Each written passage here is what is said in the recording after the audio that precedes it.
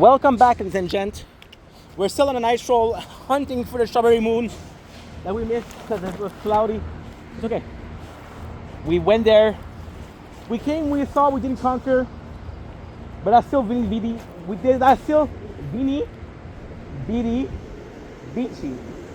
I came, I saw, I conquer. I got a tattoo too. Yeah, so the plan north is like a place you really go there to work, right? You work like non-stop.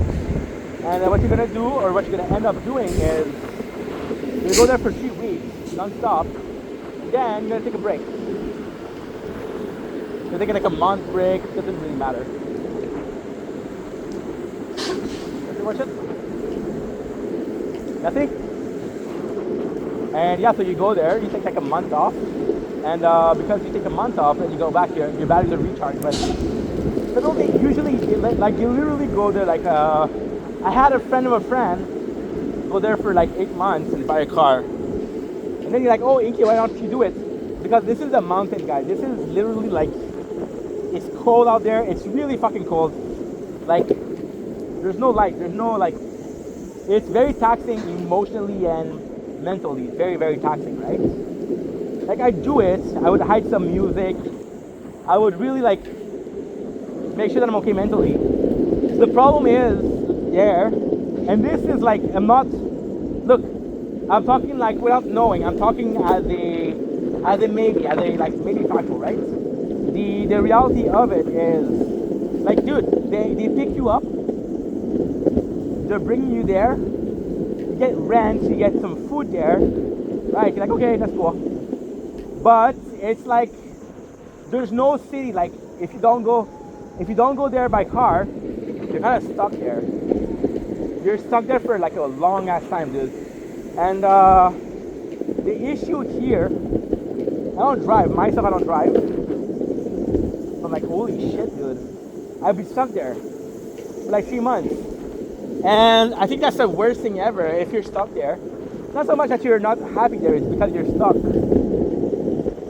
Like there's a place that, for example, right, at work. Oh, I don't like my job. I wish I was doing something else. I wish I could quit. But then I have kids and I need that money to survive. Fine, this is okay. But over there, it's like, oh, well, you don't like your job. It's not that you cannot quit. So down because it's like a bridge. It's not that you cannot quit. It's because you cannot go home. Like, you're stuck there. And if you're stuck there, like, again, what I'm saying is, it's very factual. It's very, not guessing, but let's call it the theory, okay? Call it the theory. You go there, and they want you to work. Like, you're not going there. Like, if they're willing to pay for your rent, if they're willing to pay for your restaurant. See, I'm talking alone, and nobody cares, which is great. I'm so like, usually I'm so worried about people caring about what I'm doing. But now you get to realize that nobody gives a shit. And you go there and you're willing to pay for your lunch. That's still like that. That's like a, hey, if you come here, we'll take care of you, which is great. But there's also like a between the line. Oh, we took care of you. You better do something good. And if you don't do a good job, they won't call you back. This is not your fault. You're a shitty worker. It is what it is, right? But if you were to leave, like, no, bro, we had a contract for 3 months. You're supposed to stay here for 3 months. There's like, how can I say that? If you're driving, right, you can run away. It's not a prison. They won't send the police against you. They're not like they're not gonna go into court for you, because just going into court it'll be super fucking expensive, you know. So most of the case, what they're gonna do is they're like, well, fuck him, he ran away, right? Which is one of the cases that we're seeing. Like, oh wait, but it's also the distance. Like, it's possibly like 4 to 5 hours from every single circulation. There's probably like a small town nearby. But it's mostly like cafeteria. People go there to get drunk, they get super drunk, dude. Like, I do it. If I was driving, I'd do it. if I knew more about it, I would do it. Because again, it's for a month. And listen, like, that's what I had. Don't get me wrong. I was getting paid a FT amount. I was happy about my pay, right?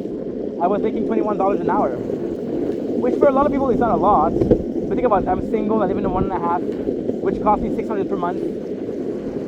I don't need a lot of food to eat. I don't go out to the restaurants. I eat a lot, yes, but I eat a lot because I make a lot of money. If I wasn't making that much money, I'd be eating like rice and ramen. I don't mind. I fucking love ramen, and I fucking love rice. Like well-cooked rice, to me, well-cooked rice is unfathomable. Like, don't get me wrong. Like, shitty rice is shitty rice, but I was lucky enough to have like an amazing mom as a cook. No, an amazing cook as a mom. I'm sorry. Holy shit, that was wrong. That was fucking nuts. Yeah, my mom, she's a good cook, right? And she makes amazing rice. And my father, don't get me wrong, my father, fuck, how can I say that? I don't want to be disrespecting the guy, but I love him, you know? My father, he's the kind of guy that he's gonna know how to cook food. He's not gonna go out of his way to do something that he doesn't want. Like, it's, okay, well, we're gonna make a lasagna, because lasagna is easy and it's gonna fill you up. The number of times we ate fucking ham and potato, there's nothing wrong with ham and potato, but when you eat only that for like a year, you get sick of it, right? To this day, I can't eat ham. And if it's not a mashed potato, or if it's not fries, I don't like potato. That's a reality. That's because I ate so much of it when I was younger. Now, there's also the fact that my father, he didn't give a shit. Okay, he gave a shit about eating food, but he was like, okay, well, I don't really mind if I eat something good as long as I eat something, right? And thank God, my father was a believer of all food is good food, and we have some fucking cans. Oh my God! To this day, one of my favorite food is Lipton soup. I have to be careful because I don't see the floor. I don't see the ground. Holy shit. Yeah, I don't see the ground. I have to be careful. So, again, Lipton chicken cream soup, to me, is phenomenal. What I like to do is I like to make it condensed. And I like to eat it like, I like to do like a large batch of rice, like a mega batch of rice, like a mega one. And what I'm gonna do is I'm gonna do like a can of, I'm gonna do like 2. I think it's 2. Holy shit, the guy's in the street. Asking for cash. Nothing wrong with that, but you're gonna get hit, my guy. Don't do that in the middle of the night. That's dangerous. What I'm doing is not safe. Don't get me wrong. It's calculated risk. Like, I'm filming everything. If something was to happen to me, I'd have proof that something happened to me. I have my skateboard that goes faster than most people running. And I really know the neighborhood. But this guy in the middle of the street, like, you're asking to get hit, my guy. So basically, what I love doing is getting like a very small can. I think it's like it's 100 milliliters, I believe, of chicken soup. And what I'm gonna do is I'm gonna do like 1 can of that. I'm gonna fill up the water. And I'm gonna put 3 cans of it. And I'm gonna put a full cup of rice. What the fuck is that? What the fuck is that? It's not an animal, I guess. Kind of scary. Not gonna lie. Go for with the phone in key. We're good. So yeah, so, and that makes some like almost I would say chicken flavored rice. Now here's safe. Is the bike road. Not a lot of things happening here. The road is nice. It's not risky. But again, I love doing that. And my father, for all his flaw in cooking, my father made some good rice. And I know it's fucking stupid. I know it doesn't make any fucking sense. But like, I grew up with two parents that made some good rice. And to me, rice is a staple when it comes to food. Good rice is staple. Like, don't get me wrong, like fucking, I never had fried rice, but I'm sure it's gonna be amazing. But somebody that I'm going to the house and I'm eating like fried rice or even rice, I'm super happy. Like at work, I had my Pinoys, I had my Huya, my boys from the Philippines, and for them, because Philippines is kind of like a poor country, right? And they like rice because it's cheap as fuck. They buy a lot of rice, and they have this saying in the Philippines where it's rice is life. And for them, rice is like everything, dude. I had my boy. Oh, I'm not gonna say his name because you guys knew I do talk about him a lot. He's one of my best friends, right? He's one of my best friends. And we went to celebrate. Like leading the work, right? We went to celebrate like, hey, we don't have a job anymore. Not that we don't have a job anymore, but we're at the next chapter of our, this is the perfect explanation. This chapter of our life is done. Let's celebrate that. So this guy believed that, oh, Filipino food is the best. And don't get me wrong, Filipino food is good, right? We got some good restaurants in Canada, in Quebec, in Montreal. So I take the guy out for steak fit. Steak fit is like a steak and fries, right? So it's a good restaurant because you bring your own wine. You bring your own wine. You can do whatever the fuck you want. And it's so fucking nice because again, the first time I went there was with Carl, one of my best friends. Carl's boss, Cal was like, dude, this is a good place. And it's super simple, guys. You get to choose like the fries are really good there. But I'm not gonna go there for the fries. But it's mostly simple, it's very simple. Like, you get the steak, you buy a steak. You get to choose the size. Of course, if you ask for like, oh, I want 13 ounces and a half, you're gonna say, fuck you. There's choices, but you basically buy the steak, you eat the steak. Oh, you see, there's like a little run around here. I'll be careful because I don't want to fall, right? And that's pretty much it. To be completely honest, that's pretty much it. Like you're gonna be like, stay unfocused because of like a detour. Come on, Inky. You're gonna go. You're gonna get the steak. You're gonna ask, hey, I want it super cooked, I want it medium rare, I want it rare, I want it blue. Your boy only eats blue steaks. Thanks for asking. And yeah, so you're going there like, okay, well, I got a superior steak from guy, and we went there. Let's go here. Here's a nice place. We've never been here. Right, we've never been here. It's nice, it's quiet. We don't see the moon, but it's okay. Right? There's worst thing in life. I'm disappointed. Disappointed, guys. Okay.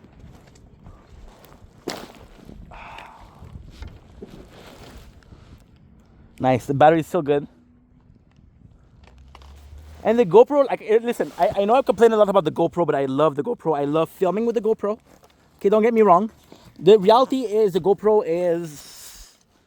I've been in the apartment for 3 years where I never charged it, never changed the battery, never took attention to it, never turned it on, right? And, dude, okay, don't get me wrong. Come on. I don't know. The tripod I love the tripod, don't get me wrong. But it's so hard to open. You have to get the perfect, like, there you go. You have to get the perfect, like, amount of pressure off. Because if you turn too much on one side, you're locking it. And if you turn too much on the other side, you're locking it. So, in the middle, somewhere in the middle, you're going to get something that is akin to it being okay. And like, holy shit, thanks. It's not enough. I'm gonna be honest, for a lot of people like this rail and brick block is gonna be annoying. But to me, this is beautiful. It's rustic. It's nice. Look at this shit.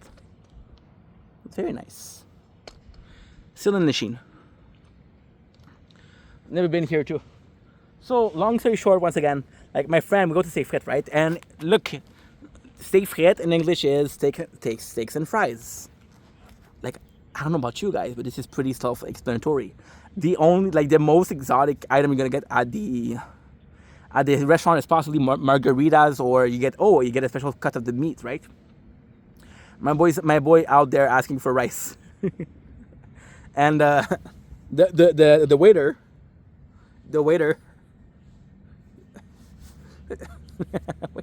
The guy's gonna get mad at me for telling this story, but I fucking love you, bro. Love you, Shao.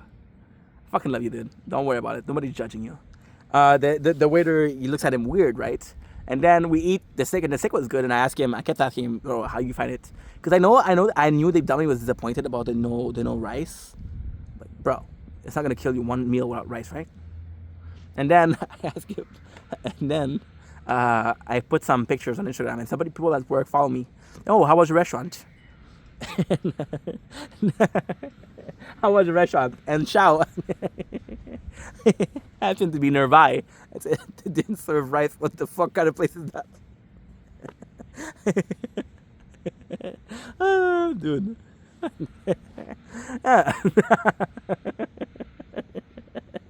bro, yo, my workplace, my workplace,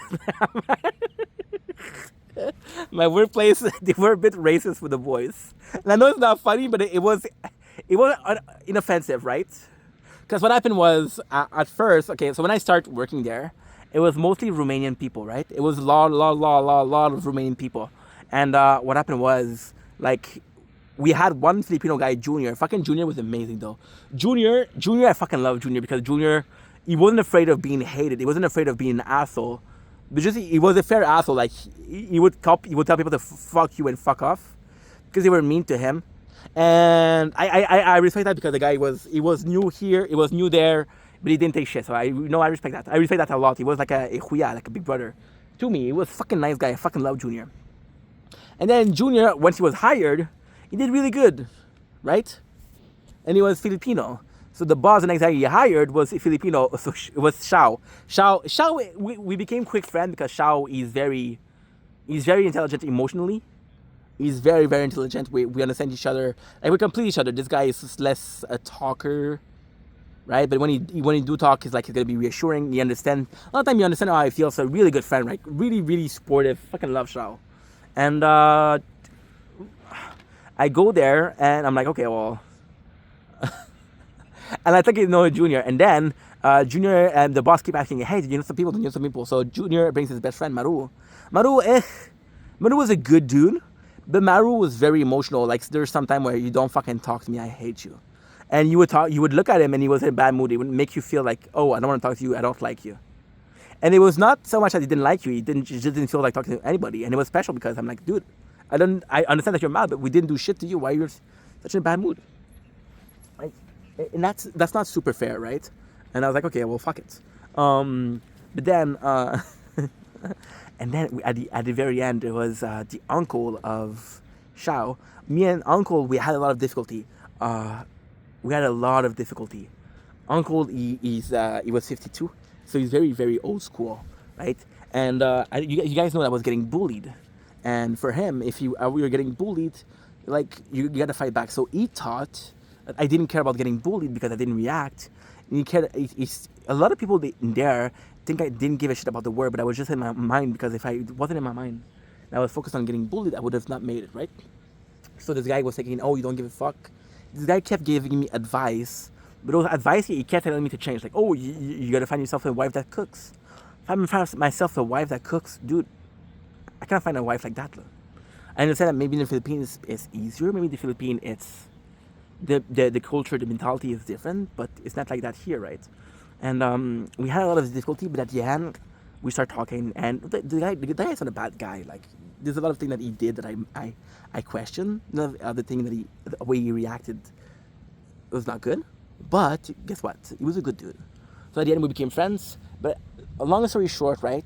I told you we were, and then there was Paul. Paul was a fucking pothead. Paul was nice, but he was very volatile with his emotion. He was very, very volatile with his emotion. Very volatile.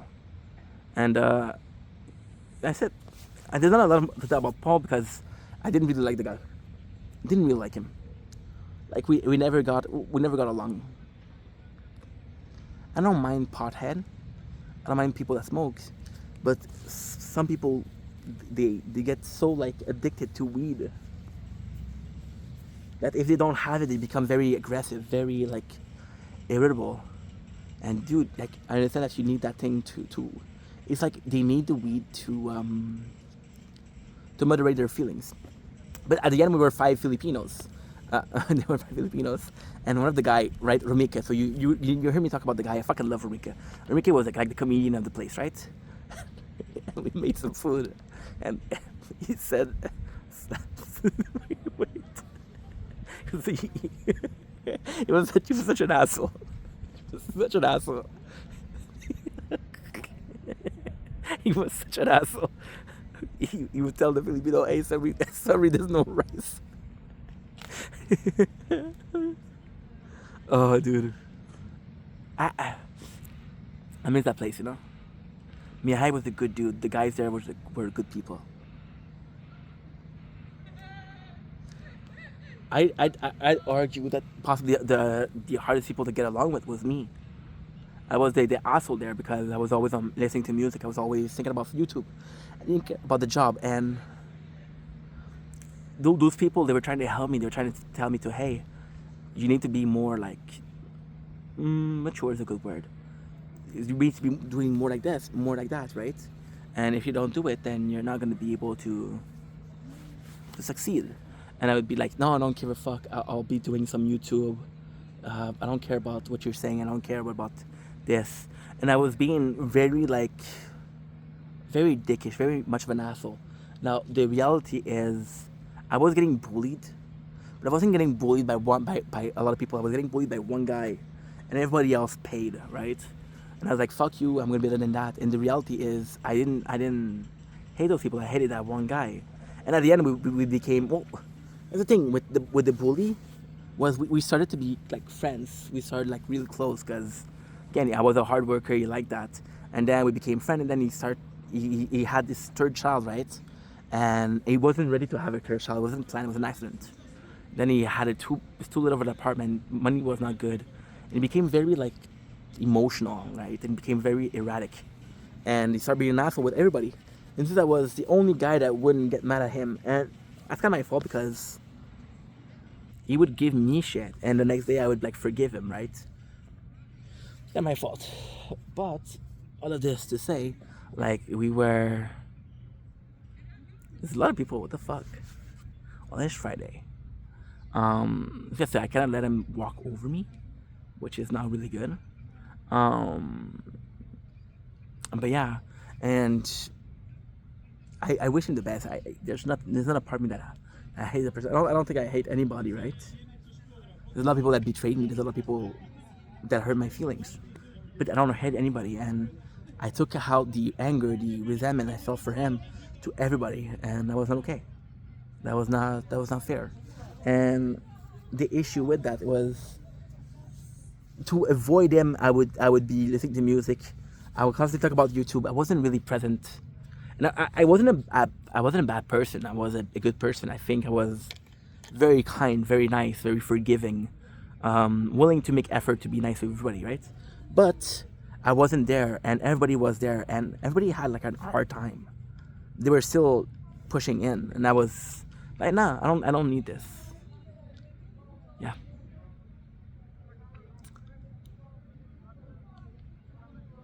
Like, I'm not confrontational. I never fought in my life. The reality is, and I don't think I mentioned that. I've never mentioned that. But when I was a kid, right? I wouldn't listen to my father. I wouldn't listen to my father raised me. My mom, she was a big part of my childhood. But I was spending 2 days at her place, and 12 days at my father's place. So I was spending 4 days at my mom per month. the month I was at my father's house, which is not a lot, right? And even if I was spending time with my mom, I was playing video games and not really paying attention to her, which is, again, not great. It's not fun.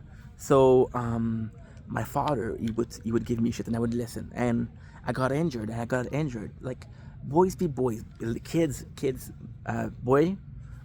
boys kid, male kid, whatever you want to fucking call it, like little boys, right?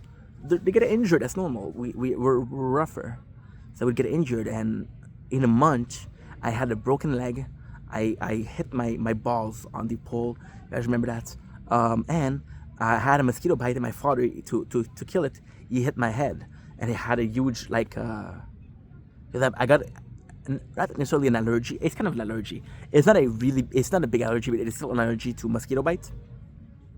So at the end of the day, dude, my father was like, "No, you're not listening to me, so I'm gonna start hitting you, and I'm gonna start hitting you." And to this day, as a kid, I hated my father. As a kid, but to this day, I respect him because, like, you made a sacrifice for me. You were you were hitting me. You were willing for me to hate you all my life, to not have a relationship with me as long as as long as I made myself an adult, as long as I became a better person. But with that, like, you're a kid, right? And your father hits you, so you're not gonna hit your father back, right? You're not an asshole. And my father, yes, when I say he hit me, he gave me a slap. He never punched me. He never gave me the belt. Like, yeah, it was hurting, but what was that about it? It wasn't that about it. In grade school it worked, and in high school he stopped because it wasn't working. And it's not because my father, like, he was hitting me, so I wasn't gonna hit back my father, so I would just take it. And I became, like, strong mentally, like, resistant to adversity. I became very resistant, but without being able to face adversity, not being able to fight it. So I would just take it. I would just take it, and hope it goes away. But it doesn't work like that. Life doesn't work like that. And yeah, that's pretty much it. Do I regret this? No. It was part of my life, but understanding that I wasn't really able to face adversity, understanding that I wasn't really actively fighting against who was hitting me. Like, for example, so this is, again, I feel like everybody's different. Everybody has their own way of reacting, right? But for example, right, if your father, your own father, your flesh and blood hits you, and somebody at school make fun of you, what is worse? Physical pain, of course. So if you're not willing to fight against, or you're willing to respond to physical, to the worst, like the worst adversity, you're not gonna answer to little adversity. So you become you become a kind of person that says, okay, well, this happened and this happened, and I don't really care. I do care, but I'm not gonna fight against it. And because I didn't fight against it, then I was stuck in a place where no matter what people did to me, I would take it. I would enjoy. And it always was a problem in my life. But now, like, for example, like 2 weeks ago, right? I took a little break because people were being trolls on live, and I was getting negative comments, and I got the same thing like yesterday, right? I got a guy following me that say I hate N-words, right? And he wasn't like a dick to me, but his name was literally I hate N-word, and he was like, oh, professional N-word hater. I was like, dude, that's not cool. That's not okay, dude. You cannot have that, right? And holy shit, dude, that was bad. But you see, I understand that. Even somebody came in today, say, hey, are you Spanish? Because I have a mustache, because I have a tan skin. My tan skin, so I'm very special, right? My mom, she has like she isn't white. If you look at my father's white. My mom, she isn't white because she's Egyptian. But for me, I'm white. But the second I take some sun, I bronze. I bronze like a motherfucker, right? So I bronze a little bit. People say, oh, you're Mexican. People were asking me for fucking if I wanted a green card. I live in Canada, dude. I live in the best country in the world in my eyes. I live in Montreal. I lived in the city I was born in. I fucking love that town. So when people say, hey, are you looking for a green card? It doesn't really affect me. It's like dickish. It's racist to say that. But it's not. It doesn't affect me because I understand that it's stupid. So I understand that a lot of the trolls are gonna be like, not necessarily adversity, and there's a part of me that's like, okay, well, it's still a little bit of adversity, but it's inoffensive. Like for example, like a puppy, that bites. You're not gonna give him shit. He bites, right? But if you don't give him shit as a puppy, he's gonna continue to bite you as an adult. So what do? You stop the puppy from doing something that's inoffensive, and you hope that he doesn't do something that is dangerous. Like the puppy, dogs are fucking lovable. He doesn't hate you, dude. He's not gonna bite you because he hates you. He might bite you because he hates you, but chances are, if you're his master, he loves you. And that's pretty much it. So we missed the moon, guys. That's fucking shit. It sucks.